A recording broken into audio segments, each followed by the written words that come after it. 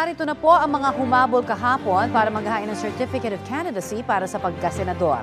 Yan ay sina Mercedita Acopiado, Randy Restum, Emilio Chan Deviendo, Diazon Sr., dating Commission on Audit Commissioner Heidi Mendoza, Roy Cabonegro, gayon din sina Rodolfo Basilan, Primo Aquino, Ruel Lamoste na nagpadala ng representative at Vicente Domingo.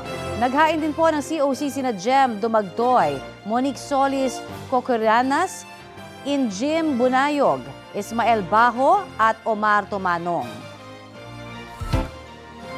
Ito ang ilan pang naghain ng kandidatura sa pagkasenador kahapon.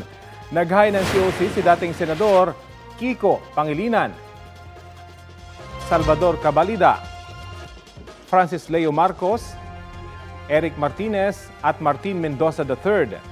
Naghain din ng COC si Pastor Apollo Kibuloy sa pamamagitan ng kanyang representative, Bertini Causing, Melchor Locañas, Antonio Par at Robert Marcos Taliano, Tagayan. Nag-file rin ng COC sina Loreto Banosan, Faith Ugsad, Wilfredo Red, Edmundo Rubi at dating Executive Secretary Vic Rodriguez. Kapuso, para sa mga maiinit na balita, mag-subscribe sa GMA Integrated News sa YouTube. Sa mga kapuso naman abroad, subaybayan nyo kami sa GMA Pinoy TV at sa www.gmanews.tv.